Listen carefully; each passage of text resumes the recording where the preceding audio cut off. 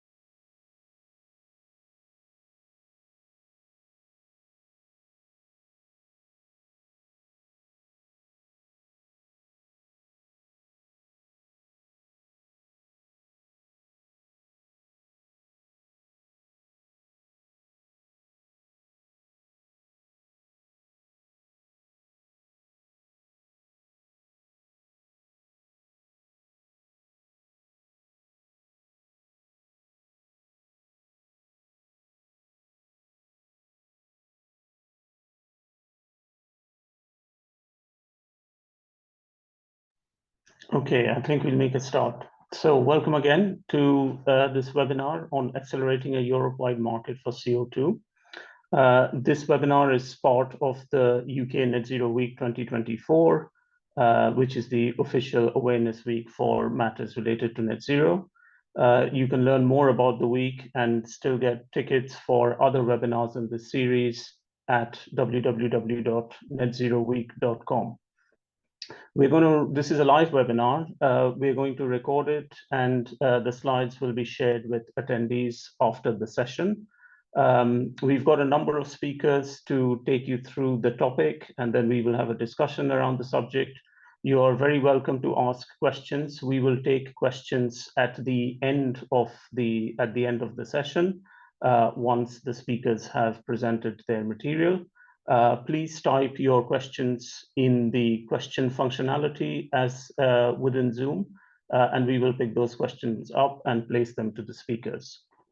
So this topic on accelerating a Europe-wide market for CO2 is associated with carbon capture and storage. For those of you who may not be fully familiar with that, the technology is about capturing carbon from sources of emissions, transporting them to storage sites, and potentially storing them under the ground or under the sea, hopefully for eternity.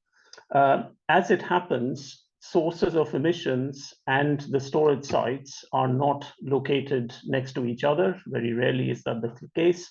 So we need to be able to transport the carbon and from its source of emissions and take it to its storage site. These storage sites can be dispersed over a wide area, so we need to be able to move carbon across borders from where they are captured to where they eventually might be stored. Carbon capture and storage is seen as an essential technology for reaching our net zero targets across Europe, the UK, and wider areas across the world. So therefore, having a cross-border market, or the functionality and the ability to transport carbon across borders, is becoming very important and will increasingly become so as we look to design a system that enables us to match sources of emissions with the most optimal and cost-effective storage sites. We have a number of expert speakers here today for you to discuss this important topic, and we will get their views on this subject and understand how they are looking to develop this opportunity and take advantage of the opportunity that CCS presents, and particularly the need for a cross-border Europe-wide market when we look across the European region to enable CCS to develop in a cost-efficient and optimal manner. So in terms of speakers, we first have Marie-Laure Helleman from Exxon. Marie is the EU Business Development Executive at Exxon Low Carbon Solutions. And in her role, she is accountable for the development of opportunities across all the verticals of carbon capture, hydrogen, and low emissions fuels.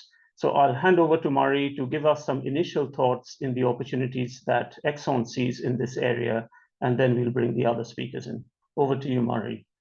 Thank you very much. I am very happy to be part of this esteemed panel on a topic that is very close to our heart at ExxonMobil.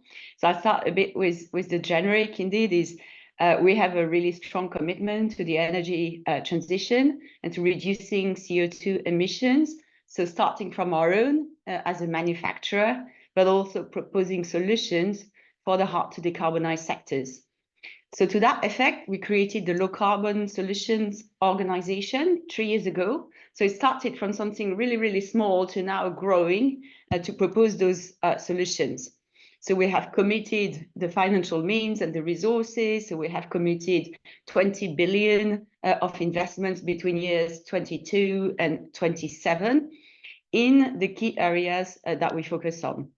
And as Ayani was saying, indeed, we have identified several, we call that the verticals or business lines, as a matter of fact, in low carbon solutions. And they are around CCS, the topic for today, carbon capture and storage, hydrogen, low emission fuels, and as a matter of fact, a new one that is now lithium hasn't been added. So we are leveraging our competitive advantages that we've had for a while. So we have been working in CCS for years already. So we leverage the technology advantage that we have, that knowledge and our resources to help in that sector. Now, this is a really vast sector in terms of CCS. These are complex projects with long lead time. And that deal with very large capital investment, very capital intensive. So for this, we will need a lot of collaboration across industry, government, associations, and others to bring those projects forward and to help them go towards completion. You were asking about our involvement more specifically. I mean, we're here talking about Europe, including the UK. So we are also very much engaged in Europe. We have started some projects in the US. We have acquired Denbury in the CO2 pipeline area. So that's giving us some knowledge in Europe. We have initiated as well our action on CCS. So we're working with partners, and E&I, Pierre Girard here on this panel as well is one of our partners. So for some of the developments they are leading in the Netherlands, southern North Sea, in depleted fields. We have also acquired or been awarded some licenses in the UK jointly with partners, with E&I and with Shell. And so we're looking to the development of those licenses. We are also engaged with emitters in the discussions we have, trying to understand their needs and how to help them across the value chain. And last but not least, so we are, as I said, we are an emitter as well. So we are a customer into the Porthos project, which most of you would have heard of. This is one of the very few projects that have already taken FID in the region. So we are looking to store emissions in Porthos, which is developing in the Netherlands North Sea, and the FID was taken at the end of 23. So I'll leave it at this for an introduction. Thank you very much, Ayan.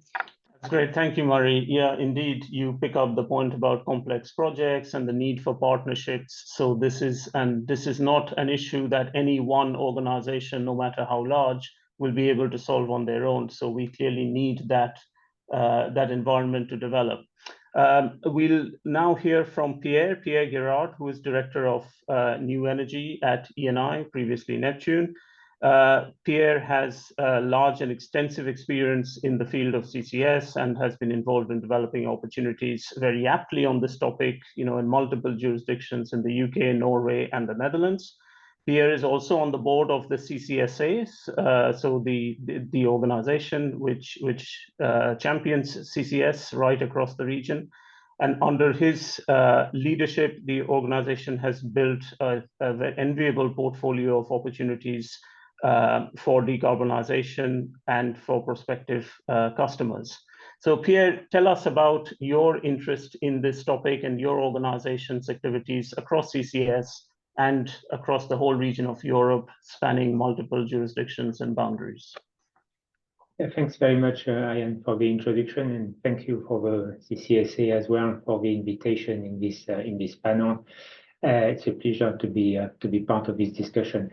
I guess E&I has ambitious decarbonization targets, including rolling out of CCS in a number of jurisdictions, but with an initial focus in Europe. We've been promoting and we've been sort of developing the INET project in the UK, as well as the Ravenna storage project in Italy. But like Marie-Laure said, we also have opportunities in the Dutch sector and some sort of newly awarded licenses in the southern North Sea. And as part of Neptune, before the acquisition of Neptune by E&I, we also have developed opportunities in Norway. I guess if I think of the topic for today, to me it seems obvious, but the geological sort of landscape in Europe has not been created equal, so to speak. It's just nature. It's just the way things are. And because of that, I guess there are a number of countries that have been gifted with quite a lot of storage capacity. Now that includes the Netherlands, for example, which Marie-Laure talked about, but also the UK, and I guess further away Norway. All in all, we as a sort of community, as the European countries, as world countries, we have a problem to solve, right? We are sort of in a race against time to decarbonize a number of activities, energy, carbon intensive industries, as well as how to abate sectors that have no choice. And I guess it feels like we have a duty to offer the best possible solutions to society. And that means sort of trying to find the best stores that are located the nearest to the emitters. So in that context, it feels still that creating a portfolio of opportunity across Europe is the right thing to do. Offering multiple options to emitters is the right thing to do. And I guess trying to find the lowest possible solution to this problem, because I guess we shouldn't forget that it's a cost. So the lower the cost, the better for everybody. So, and I guess with that in mind, we have a playground in Northwest Europe, if we're focusing on that region. And surely we have to work all together to try and find the best possible solution. So I think that's my initial sort of thoughts for this topic. That's great, Pierre. Thank you very much. I think you set it out very nicely. And in addition to the geographies you mentioned there of UK, Norway, Netherlands, I suppose we should also note Denmark, which is also developing a number of stores, and interestingly has one of the initial pioneering cross-border projects with Greensands, taking volumes from Belgium and storing it in Denmark. So clearly this is an evolving area and a developing area. So to get a bit more of a perspective on that, let's bring in James from Exodus. James is Exodus group lead for CCS with many years, more than 30 years of experience in the energy industry, and I understand, James, more than 15 years of that in CCS. So you have been, I was going to say you're an old hand in this game, but I suppose it's still an emerging space. But you've been following it for a long time, working with developers, regulators, governments, right across the value chain, and you have a good appreciation of that space. I should also say that Exodus is doing some work with the CCSA, but specifically on this topic about the value of cross-border transportation and movement of CO2. So James, very keen to hear your thoughts on that and maybe take us through your findings from this work thus far. Super, thank you very much, Ian. And again, thank you to the CCSA for inviting me along today. As Ian said, yes, I've been working in CCS for quite a long time, at least 15 years. And if I look back, maybe a bit longer, but I cut my teeth with CCS, even though we didn't know that's what it was, working on Inaminosin and Salar in Algeria many, many years ago. So it's something I've seen have a few false dawns over the years. But thankfully, I think across the whole of Europe, in particular, as well as some other regions across the world, CCS does look like it's going to be moving forward. I do have a little presentation here that just kind of sets the background across Europe that maybe I would like to go through, if that is okay. Just share my screen. I hope everybody can see that. We were working on this before, so that's good. Ian, thank you, Ian. So I guess there's been a bit of discussion here about that playground that Pierre mentioned.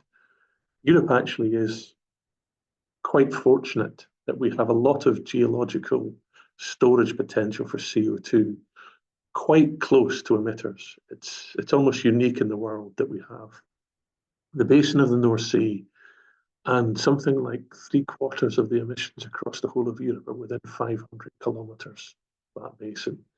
So actually, from a geographical location, Europe is actually in quite a good place compared to many places around the world. And within that basin, if you look at how much storage potential is predicted for the basin, it's significantly more than that 75% emissions target that I was talking about. So there's potential from that area to store more CO2 than it strictly needs to. But across Europe, finally it feels that we're at the cusp of accelerating CCS as a business. When taking Norway first, I think we've got to take Norway first when it comes to CCS in the European region.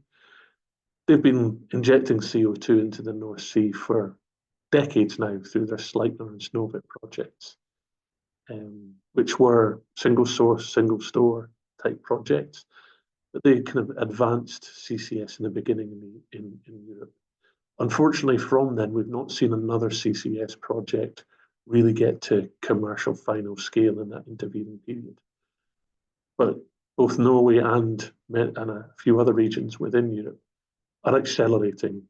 Seeing Northern Lights being developed in Norway, that's just finishing construction this summer, is my understanding, with a plan to have first injection early next year.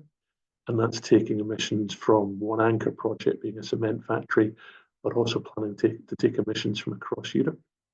Denmark, as Ian said, have Project Greensand, which is in the pilot phase at the moment, taking emissions from Belgium and beginning that small ramping up amount of CO2 injection. And Denmark have got 3 offshore licenses that are in effect at the moment, and have recently announced 5 onshore exploration licenses for CCUS. So they're building their projects. Netherlands, as we previously mentioned, I think it was Marie, mentioned that Porthos took FID last year, and construction has started on that project with a view of, in 2 years' time, injecting 2.5 million tonnes per annum of CO2. And equally, the Aramis project is quite far along advanced, and the idea of that project is to provide an open access trunk line to allow stores to connect into and basically take emissions from a wide range of emitters. Then we have the UK, last in this list, but by no means least, that we have a number of what we call Track 1 and Track 2 projects, which are heavily government-supported projects, are moving towards FID.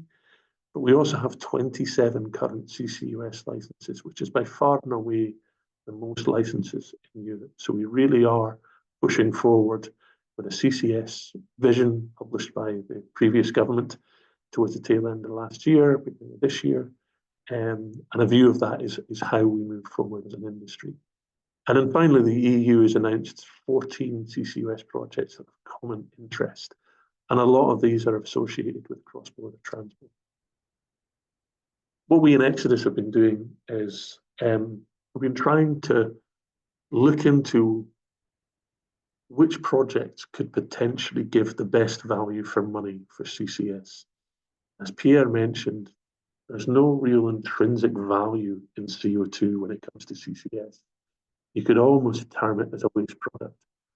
And for us to advance decarbonisation across Europe, of which CCS is a significant part, some predictions up to 10% of our decarbonisation worldwide will be down to CCS. For us to advance that, we have no intrinsic value in the CO2. The whole value of CO2 is driven by what we place as a society on the value of decarbonisation. So reducing the cost all along the CO2 capture, transport and storage chain is to all of our benefits. So there is a really good question in about how do we make this transport and storage piece as cost effective as possible. And last year we had a person join our team from an investment banking background, and he was looking at CCS, and he asked the question, he said, oh, very well and good Porthos project, Northern Lights project, but which is the best project for me to invest in? And we couldn't answer that question because we'd never thought to compare projects. We've all thought, there's a project that's being funded, there's a project being funded. So we kicked off a piece of work to look specifically at the North Sea, assess every potential storage site that we knew of, which was in the region of 600 storage sites, look at a wide range of existing infrastructure, and try and work out over time, periods of 5 years, 2030, 35, 40, 45, 50, based on an estimate of what the CO2 storage demand would be across Europe, released by the EU. We made an assumption of about 60% of that could go to the North Sea, and which would be the most cost-efficient stores to service that demand. So over that, within a high-case scenario, in the end, we took by 2050, we'd actually need in the order of 100 to 200 of those storage sites, out of those 600 storage sites, which gives that idea that we do have the potential for excess storage in the North Sea. We reckon you need about 7,000 kilometres of pipelines, both new and existing, to service that requirement. And almost half of those projects, slightly more than half of those projects, most are cost-efficient projects, would require some infrastructure reuse. And also what we found was, with 2020 hindsight, it seems obvious.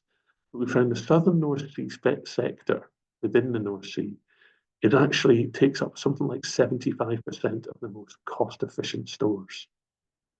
Now, when you look back at it, you go, well, that's obvious, because we've got storage sites, both saline aquifers and depleted hydrocarbon reservoirs that are quite close to land, that have a lot of existing infrastructure, and are very close to each other. So you've got all the requirements there to make things cost effective. But we hadn't actually realised this before we looked at this analysis.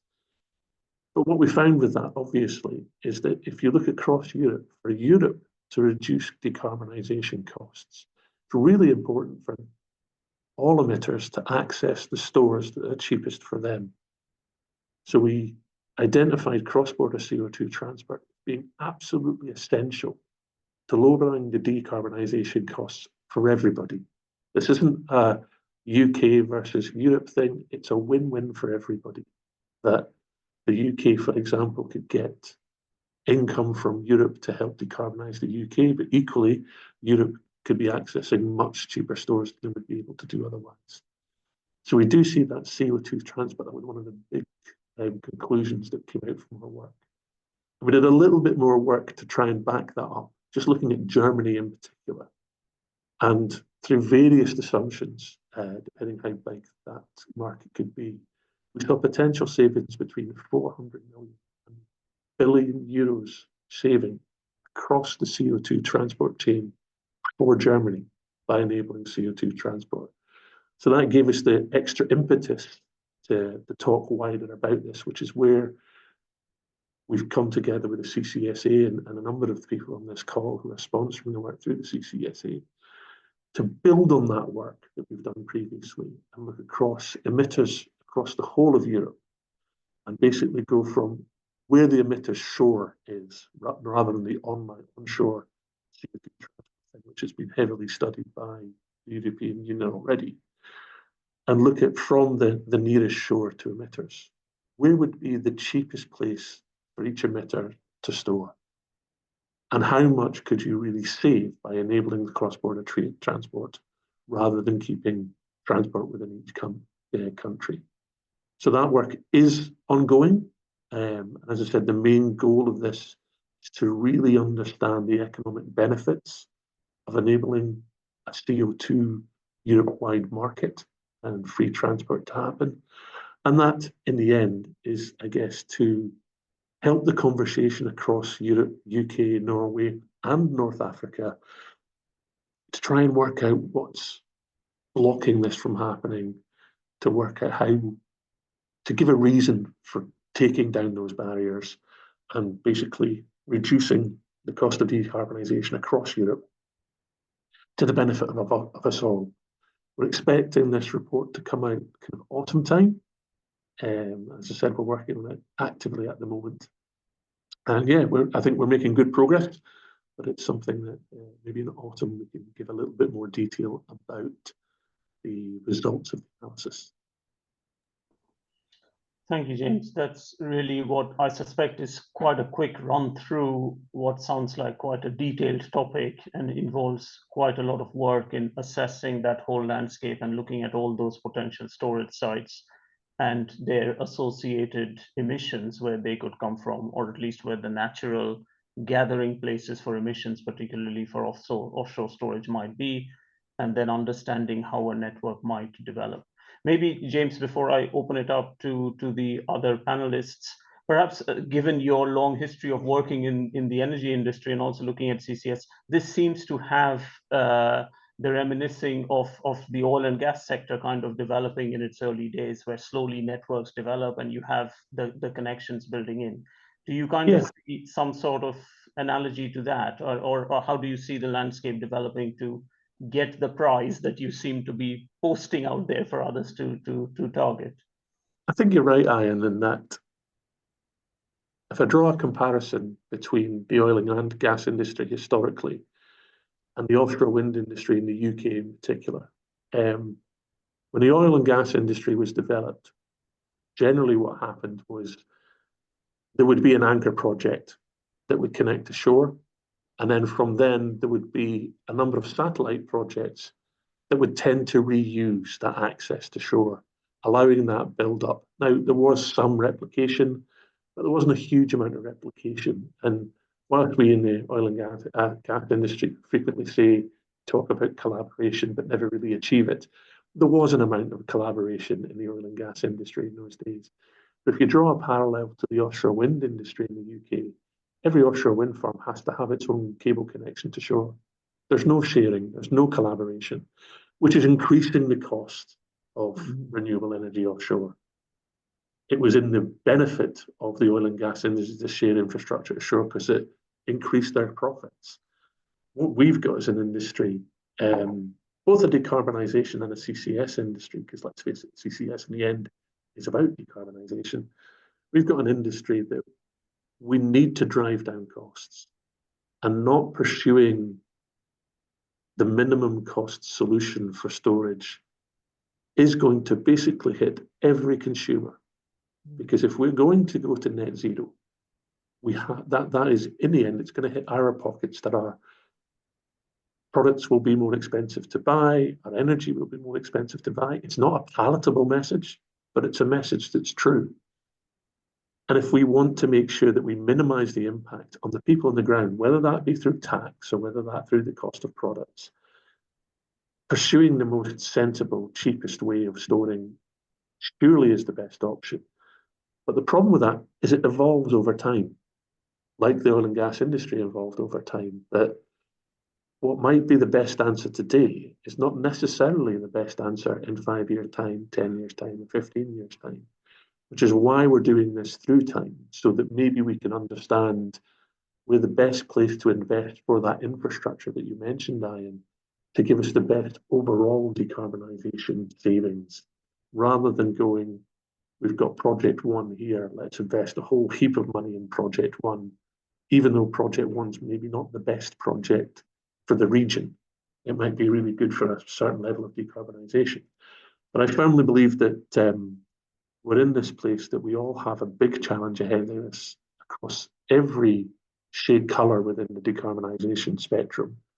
And it's on us to really make sure that what we're trying to do is get the best value for ourselves as customers, but for the industry, to make sure that we decarbonise in the most efficient way possible and ease that journey, which is going to be a difficult journey.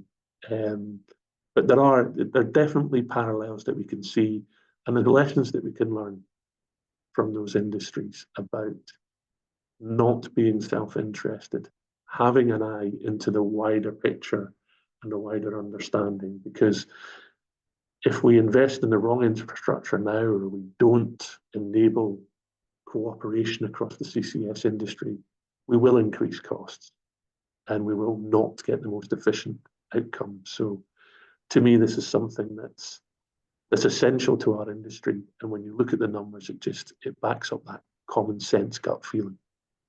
That's great, James. Thank you very much for setting that out. I'll bring in Pierre and Murray at this point. Pierre, Murray, you've heard James's pitch there of saying this is quite a cost-driven issue, and it needs to be the kind of least cost solution, which will be better for all, both in the short term and the longer term. Does that resonate with the way your organizations see this opportunity developing and the need for low-cost solutions for your partners and your customers, and how that might impact how this space emerges? Any thoughts on that?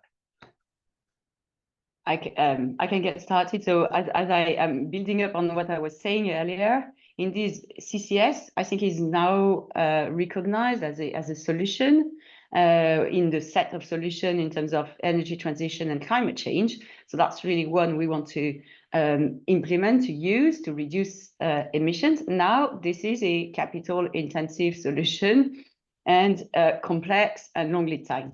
So indeed, what do we do to look at both sides, the supply side and the demand side? So on one side, we need to look at the cost of technology, and we need to learn by doing and decrease that cost. And that indeed is going via some partnership and working together and leveraging the technology advantages that we have, and making use, as I like the analogy you use, James, on the playground we have in the North Sea, which is a fabulous playground. So making use of that playground to learn, test and learn. So on the technology side. Now, on the other side, to open up the market, we also need to open the demand to the emitters and look at that cost for them. So what does that mean? So at the moment, we are relying on subsidies, on help from government to bridge between really that cost of decarbonization and the cost of not doing anything. So we are working with these schemes, and we need technology neutral schemes that will help us. But realistically, we cannot live forever on subsidy at perpetuity. So we need to rely on a market-based solution, a market with a carbon price that the customer can bear, this market premium that can be accepted by the market. And one way to do that in Europe is indeed making sure we have that collaboration and we avoid the barriers to an open market of CO2.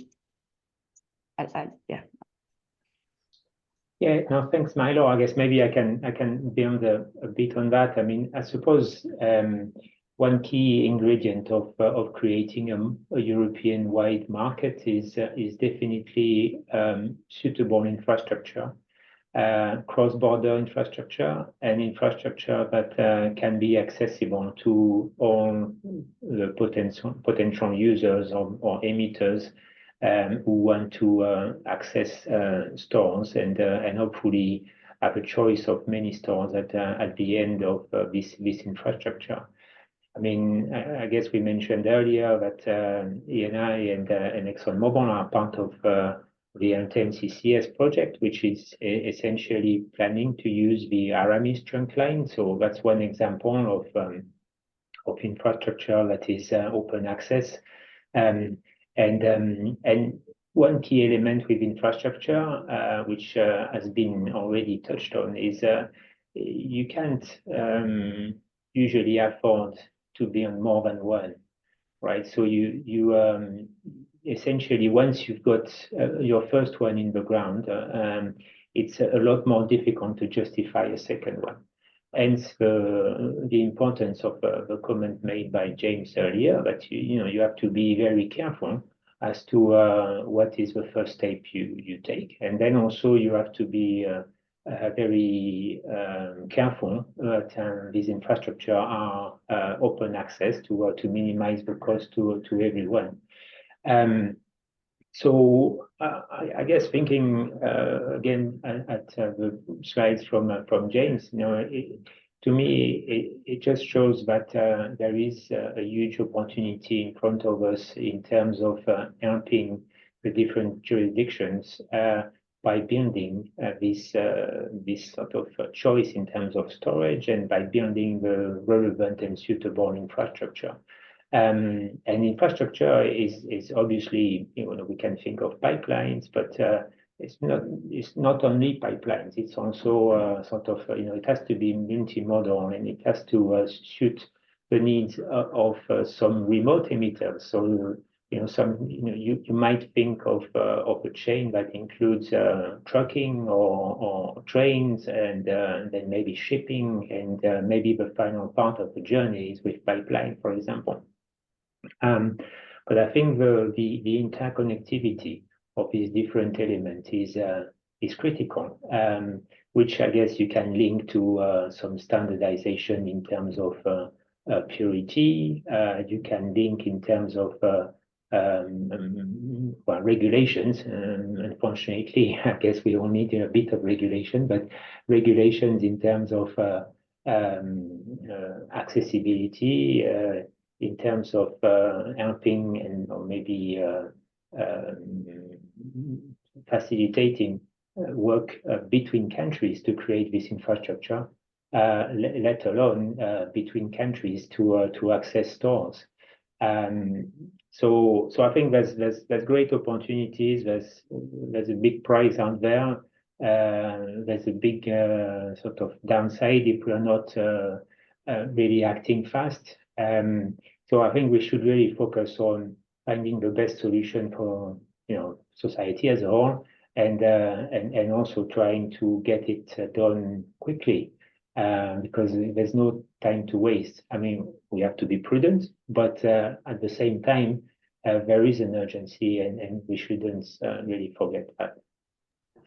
That's very clear. Thank you very much. And both for you, Pierre and Marie, some of the comments you make there resonates with some of the questions we are getting through from participants on this webinar. So let me pose some of them to you to kind of get your thoughts and reactions to. So we've got questions around, Pierre, that point you make about pipe of CO2 specification. If you've got CO2 from multiple sources going through some kind of integrated transportation system, be that pipelines or ships or other forms of transport, how do you manage that aspect of aligning the CO2 specs? Is it the transportation mode that's determining that, or is it the storage reservoir that sets the standard that you need? And how do you deal with commingling CO2 sources which may have different issues on the capture side to meet a certain spec? It's a very broad question, but I'll take some thoughts you might want to share. And same with Marie. I try and be quick, because we could spend a lot of time on that. But I suppose as CO2 is quite corrosive and quite a nasty, in brackets, sort of chemical, especially when you start mixing it with some other chemicals. You can have sort of some unintended and undesirable side effects in terms of corrosions, in terms of damage into your reservoir. So you have to be careful to make sure that that you don't create these sort of side effects, and that you maintain the integrity of the systems that are required in the long term.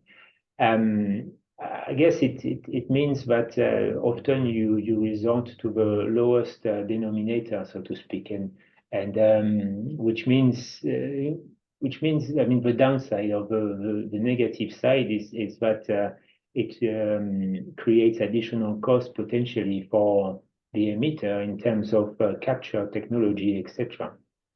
So that's you know, you have to find the right balance. If shipping is used with cryogenic, often that also sets the bar pretty high in terms of purity, just because of the process of involved in the transportation. So it's a complex topic, and I guess probably the only time when you can relax a bit the specification is if you don't mix it. And if you you know, you have a point-to-point type solution, which is very inefficient potentially, right, compared to what we've just said in the past 40 minutes. But then you can potentially you know, be more flexible. So anyway, I'll let sort of others in the panel also add my comments. I think you covered it quite well. Yeah, I think it's what you said is a balance to find, and this is also something to work across the industry. So we are involved in several work groups and discussions to take that question and find the right balance between indeed having the level of purity we need to maintain the integrity of the system, and at the same time not so much that it would increase the cost to the emitters. So that's the balance that we're trying to find.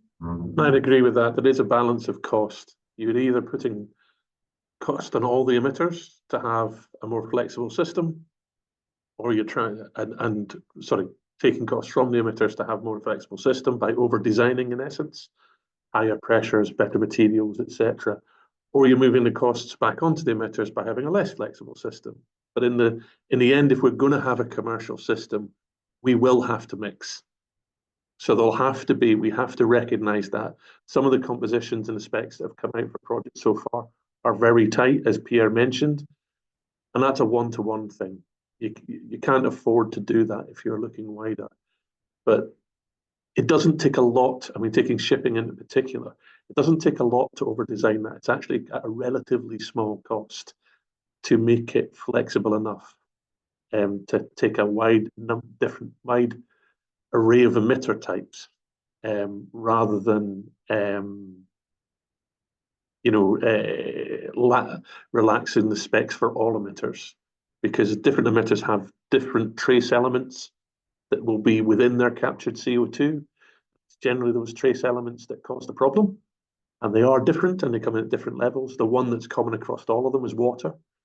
But that is something that I think in the end we're going to have to come to a reasonable but practical that applies to everybody approach, because otherwise that sends the materials down the chain to be far more expensive.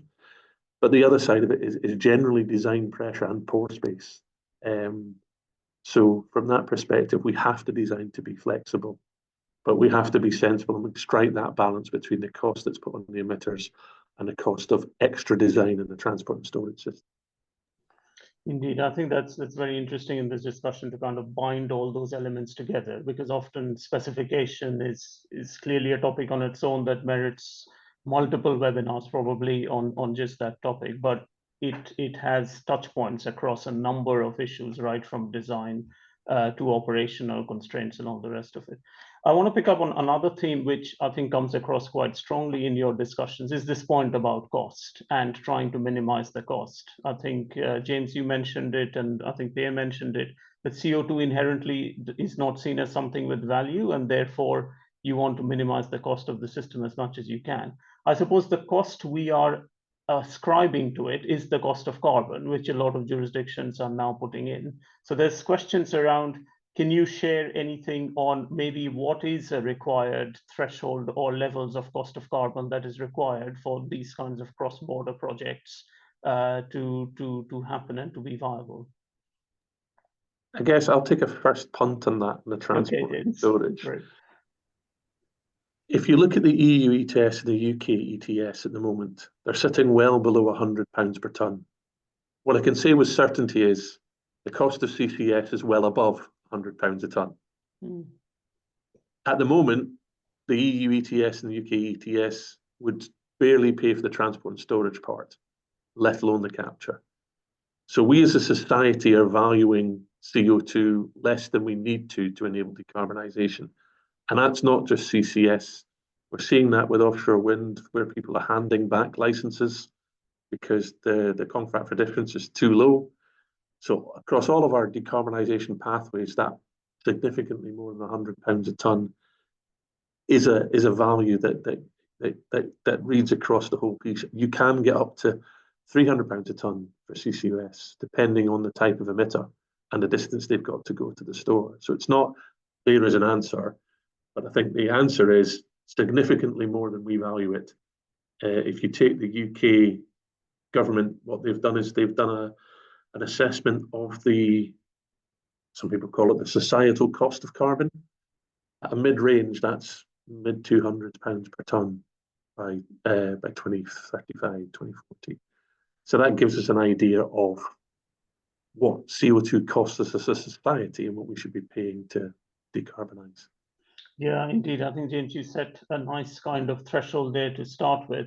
Murray and Pierre, I mean, I'll let you build on that, but maybe another thing to be mindful of when we are talking about the cost of carbon is we have seen costs of carbon, particularly in Europe, going well above €100 per tonne, but it brings within this aspect of volatility. So is that a sufficient signal to be able to make these kind of projects viable? So what does that volatility also do to the viability of these projects that your organizations are looking at? Yeah, just building on this, indeed, that's the uncertainty of the price, and similarly on policy durability. I mean, when you make those investments of that magnitude, indeed, you want to have a second look at all of these components before you commit and you take FID, basically. So one aspect is indeed the price and volatility. I think, James, you covered it totally. I was going to come along the same line. There's a wide range because the technology would differ by emitter today. The capture technologies are going to be different. Back to our point here, the transportation and storage is going to be different as well with the methodology we use, shipping versus pipeline, and the distance.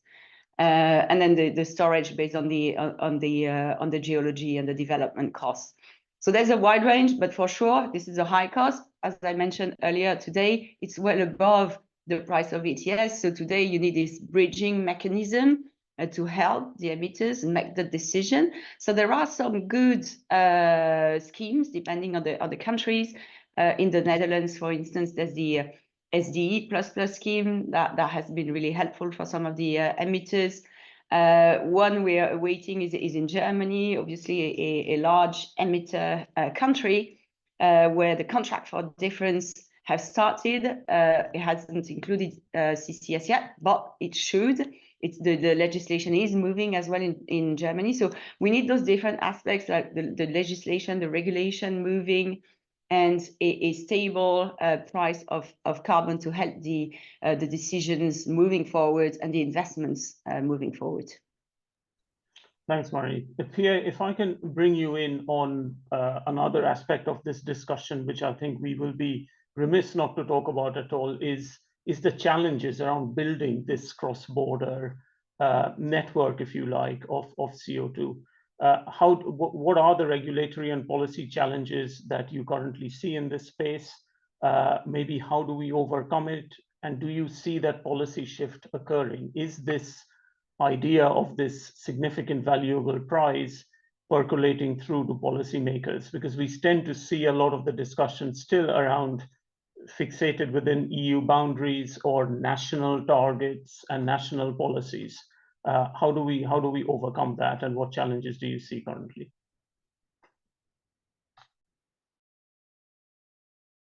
Thea, you're still muted. Schoolboy era. Thank you. Yeah, that's a really good sort of challenge to tackle, which should be easy, really. But still, there are a couple of barriers.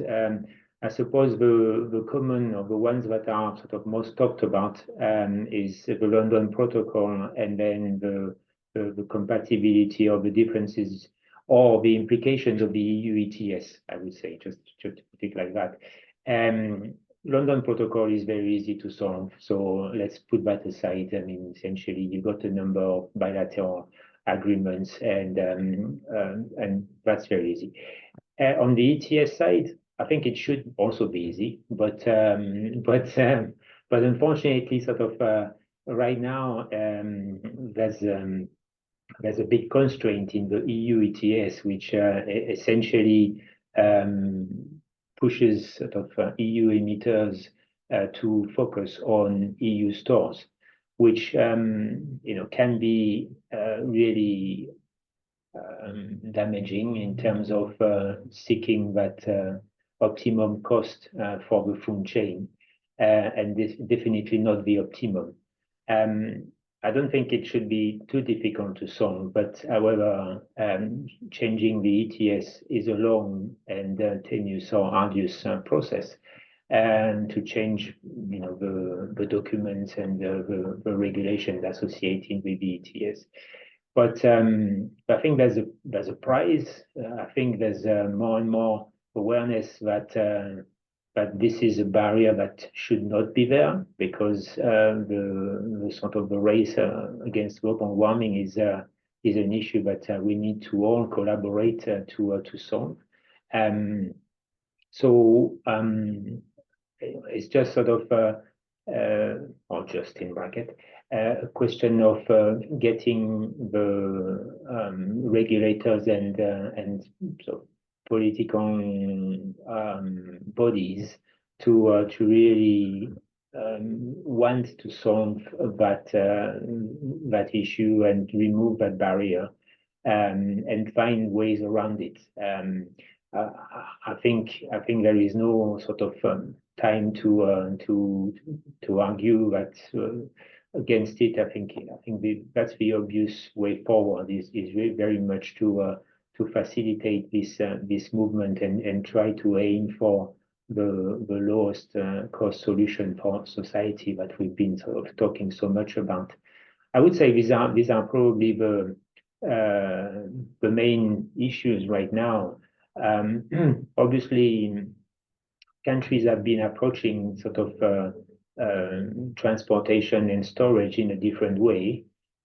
Some in a more merchant manner, some in a more regulated manner, and I guess that sort of initial stance, initial approach can be a burden, so to speak, or can be or can create a frame of mind that sometimes needs to be challenged to ensure that we can move towards a more merchant, where appropriate, model, and a model that allows the emitters to access the lowest possible chain, right? The lowest possible transportation and storage solution for their emission. I think that's really very much the challenge in front of us, which I think is quite achievable. I would build on. Thank you, Ian. I applaud what you say, Pierre. I think that is the challenge. That's an avoidable barrier, but that's a barrier at the moment. So I think if there is a willingness to push forward, to remove that barrier, it's not impossible. It's actually not such, as you say, not such a difficult thing to do. The industry need to get together. I think we need to get working with the incoming European Commission, the incoming UK government. There are avenues that we can use to make that work. One example is, for instance, the TCA, the Trade and Cooperation Agreement, regulating or dictating the post-Brexit economic relation between the EU and the UK. So this is coming for renewal. So that's an avenue we can use. And I see more and more of the industry getting together in the work groups, the support of CCSA, to have a willingness, really a push for that matter to be on the agenda. It shouldn't be complicated. What we see in other European countries is indeed those bilateral agreements. So that's coming in easy, as you mentioned. Some of the Danish project, they have the Belgian emissions coming in. So we see that happening. The UK is a very large storage area. I think the slides you were showing, James, are quite telling. So we shouldn't cut ourselves from this opportunity. Indeed, back to what that's for the cost for the emitters, and that's the opportunity for them. I think it's something across the whole of Europe. We need to get away from purely focusing on decarbonising our own industry, and equally at the very same time be looking at how we can promote the CO2 cross-border transport, because doing one without the other means we're not going to get the best for all of Europe or even any area. So putting CO2 cross-border transport and punting it down the road, saying we'll think about that after we've done our initial decarbonisation efforts, to me, that's the wrong approach. It has to be equally as important to make sure our decarbonisation efforts are as cost-effective as possible now, as well as into the future. Because if we kick it down the road, we'll miss the opportunity for everybody. I think that's a very important point, James. And I suppose adding to that, if you design systems with a certain limited point of view or time horizon, then maybe you build in some efficiencies or inefficiencies, which is difficult to then design out, or there's added costs to try and design out of that, and you're just adding to the burden. So I think that point is very well made. I hope it's recognized within the policy forum. But let's maybe pick up on that in the last few minutes that we have. Murray, you made the point about the change in the political environment, both on the UK side and on the EU side. So hopefully there is a greater recognition of the opportunities that it presents and wanting to capitalize on that. Do you maybe see that coming through? How can we pick up the signs to see if the messages, the points we've been discussing, and this point about the least cost price, which is open to all of European industry, and I mean Europe there in its true geographical sense rather than the political sense. How do we pick up that to assess whether these points are landing and whether policy is beginning to move in the direction that we need it to? I'll pick up just a couple points here. So one is, okay, the industrial carbon management strategy has now fully recognized the role of CCS technology and the role it needs to play for the entire, for EU, but for the entire geography as well. So that recognition is coming in all the member states of the EU, but in the entire geography. So that's one sign we see already. The other one is true. I think it's really helpful through the different work groups we have, because you need to have those different bodies like talking together and not just talking with ourselves that we can see a solution. So that's the other one. And then something like the CCS forum that is going to take place later this year in Pau this year is another very good forum indeed to bring those ideas together, have the decision makers in the room, the influencers in the room. So we need to continue pursue like all the efforts in that category to pick up those signals that we have. Indeed, this is exactly an area that naturally lends itself to industry and policy collaboration together. We have to, as I suppose the kind of work that XSS is doing, that James has taken us through, we have to demonstrate the reason why this needs to be a proactive area of activity, rather than just kind of waiting for time and the market to develop, and actually putting up certain regulatory hurdles potentially in the way the market will find the solution. So I think that kind of brings us pretty much to the end of this discussion. I will just say thank you to the panelists in terms of your thoughts and sharing your views on this very important topic. It feels to me that it's kind of the very early days of this space developing. CCS as an industry, certainly, and also to get this connectivity going, to get all the various modes of transportation, whether it's pipeline shipping, rail, and maybe road for smaller volumes, to identify, as James is doing through his work, on where the emitters are and what the most appropriate storage solutions are and what is the least cost answer that gets us to our decarbonization targets while not putting a humongous bill in an already economically stressed and cost of living environment. So I think I'll just say thank you everyone for attending. Just to point out there, this was hosted as part of Net Zero Week by the CCSA. The CCSA is a go-to organization for CCS related matters, both in the UK and also across Europe. So those of you who are not maybe members of the CCSA but are thinking of joining, please look at the work that they do and add to the voices. The organizations here, ENI, Exxon, Interconnector are all members of the CCSA. So join us in forwarding this agenda and taking it to an appropriate solution for industry and consumers as a whole. Thank you very much. Thanks, everybody. Okay, bye-bye.